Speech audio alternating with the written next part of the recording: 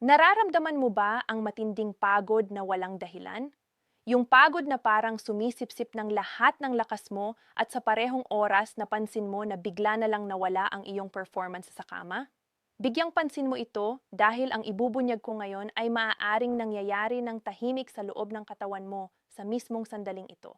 May proseso ng pagkasira ng mga ugat na nagsisimula pagkatapos ng taon at karamihan ay natutuklasan lang ito ng huli kapag irreversible na ang pinsala. Hindi ito nagbabala, hindi sumasakit. Walang malinaw na senyales hanggat hindi mo napapansin na bigla na lang nawala yung dating lakas at sigla mo. At alam mo ba kung ano pa ang mas masahol? Bihirang banggitin ito ng mga doktor sa routine check-up dahil abala sila sa pagbibigay ng mamahaling gamot na tinutugunan lang ang sintomas, hindi ang ugat ng problema. Habang pinapanood mo ito, libo-libong lalaki na lampas, sa 60 ang nawawalan ng kakayahang magkaroon ng matigas at matagal na titi dahil walang nagpaalala sa kanila kung paano baligtarin ang prosesong ito gamit ang 4 na simpleng prutas na kumikilos bilang malakas na natural na vasodilator. Kung gusto mong siguraduhin na hindi mo palalampasin ang mahahalagang impormasyong tulad nito na maaaring literal na baguhin ang iyong buhay sa kama at kalusugan ng puso, pindutin mo na ang button na subscribe ngayon at i-on ang bell notification. Dahil kapag nag-subscribe ka at naka-on ang bell, matitiyak mong makakatanggap ka ng lahat ng alerto tungkol sa mga content na makakaprotekta sa iyo at sa pamilya mo mula sa malalang health issues. At mag-comment ka ng lungsod o bansa kung saan ka nanonood dahil nakakamangha talagang makita kung paano nakararating ang mga ganitong impormasyon sa buong mundo sa mga taong lubhang nangangailangan nito. Ako, si Doora Rose Padilla at sa loob ng 23 taon ay nakatuon ako sa pag-aaral ng preventive medicine at functional nutrition. At ang ibabahagi ko ngayon ay batay sa solidong siyentipikong pananaliksi kasama ang totoong kaso ng mga pasyente na nakabawi ng buo sa kanilang sexual vitality gamit lang ang madiskarteng pagbabago sa pagkain. Bago tayo magsimula, gusto kong linawin hindi ako nagbebenta ng himalang capsule o imported na magic formula. Ang ipapakita ko ay mga karaniwang prutas na makikita sa anumang palengke. Pero may mga pharmacological properties na napakalakas na mas gusto ng pharmaceutical industry na hindi mo malaman. Bakit? Dahil kapag nalaman mong kayang lutasin ang problema sa titi mo gamit ang ilang piso lang sa prutas imbes na daan-daang dolyar sa blue pills, babagsak ang kanilang kita. Ganon. Kasimpwe, hayaan mong ikwento ko ang totoong kwento ni Kuya Ramon Santos. Ex na 7 taong gulang kasal ng 4 taon kay Ate Carmen. Dumating si Kuya Ramon sa aking klinik na sobrang desperate dahil 3 taon na siyang hindi makapagtalik ng maayos sa asawa. Sinubukan na niya yung mga sikat na gamot para sa titi, pero grabe ang side effects. Nakakabaliw ng sakit ng ulo, pabago-bagong blood pressure na mapanganib paulit-ulit na pagsusuka. Mas masahol pa, pansamantala lang epekto ng gamot. At pagkatapos ay bumabalik sa kawalan ng tigas na nagiging chemical dependency na mahal at risky. Nang tingnan ko ang mga resulta ng test niya, nakita ko eksakto ang inaasahan. Sira ang sirkulasyon ng dugo, sobrang baba ng nitric ode, chronic inflammation sa mga ugat. Ang titi niya ay hindi gumagana dahil kulang ang dugong pumupunta rito at dahil yung mga ugat niya ay barado at matigas na parang lumang tubo sa abandonadong bahay. Ipinaliwanag ko kay Kuya Ramon na ang erection ay hindi magic. Ito ay pure hydraulics. Kapag na-excite ka, nagpapadala ang utak ng signal para lumuwag at lumaki ang mga blood vessels sa titi at mapuno ng dugo para maging matigas. Kung barado o sira ang mga ugat na iyan, kahit gaano kaka-excite sa isip, walang mangyayari physically. At dito ang lihim na bihirang ipaliwanag ng doktor. Pareho ang prosesong nagbabara sa ugat ng puso at nade-destroy sa kakayahan mong mag-ereksyon. Kapag nakikita mo ang lalaking may dysfunction sa erection, nakikita mo rin ang tao na may early stage cardiovascular disease kahit wala pa siyang sintomas sa puso. Ang erection ay parang early warning system ng katawan na nagsasabi na may seryosong problema sa sirkulasyon. Bumalik tayo kay Kuya Ramon. Binigyan ko siya ng dietary protocol batay sa 4 na prutas na mayaman sa compounds na nagpapataas ng husto ng nitric oxide. Nililinis ang mga ugat at binabalik ang elasticity ng blood vessels.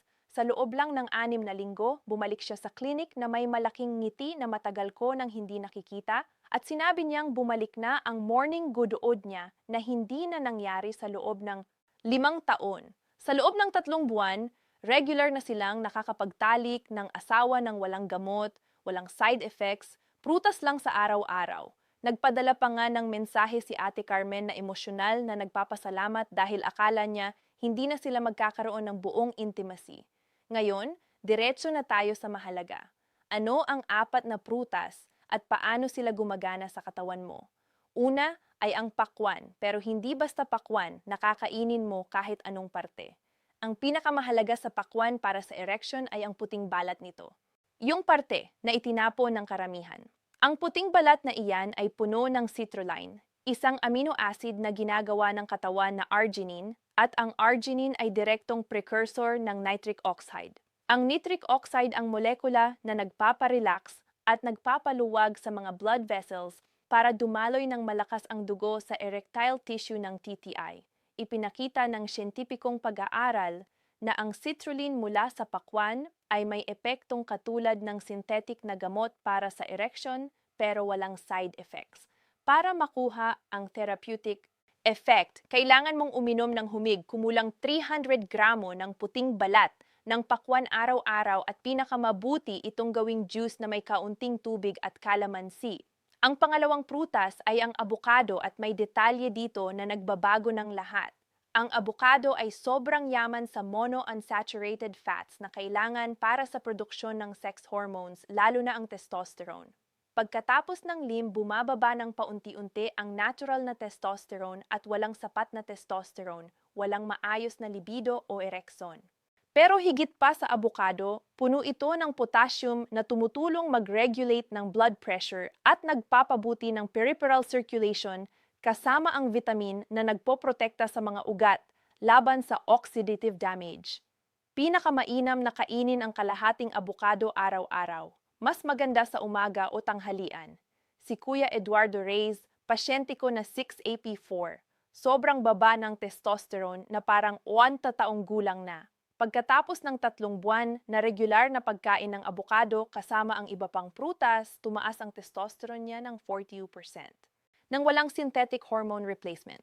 Ang pangatlong prutas ay ang granada, rom, at ito ay parang natural na gamot sa anyo ng prutas. Ang granada ay may antioxidants na tinatawag na punicalagins na 3 beses na mas malakas kaysa sa antioxidants ng red wine at green tea. Ang mga antioxidants na iyan ay naglilinis ng malalim sa mga ugat. Tinatanggal ang fatty ples at inflammation na humaharang sa daloy ng dugo. Maraming pag-aaral ang nagpatunay na ang juice ng granada ay nagpapataas ng malaki ng tigas ng ereksyon sa mga lalakampas sa 6 na po. At simple ang mekanismo. Mas malinis ang ugat, mas maraming dugo ang pumupunta sa titi kapag na-excite. Kailangan mong uminom ng humigit kumulang 250 ml ng purong granada juice araw-araw at mahalagang natural na walang idinadagdag na asukal sisirain ng extra sugar ang vascular benefits. May nagrereklamo na mahal ang granada at sinasabi ko lagi, ikumpara mo ang presyo ng granada sa presyo ng isang kahon ng erection medicine at sabihin mo kung alin ang mas mura sa huli ng buwan. Ang pang-4 at huli ay ang ubas na lila na may buto at dito ang lihim na maaaring ganap na baguhin ang cardiovascular at sexual health mo. Ang buto at balat ng ubas na lila ay ma-resveratrol at iba pang polyphenols na nagpapataas ng nitric oxide ng matagal. Nagpapabuti ng endophyte function ng mga ugat at pinabawasan ang chronic inflammation na ugat na karamihan sa erection problems.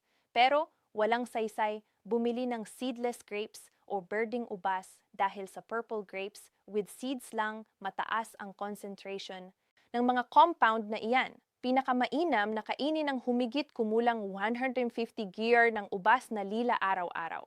Mingatain ng mabuti ang buto o gawing juice kasama ang balat at buto.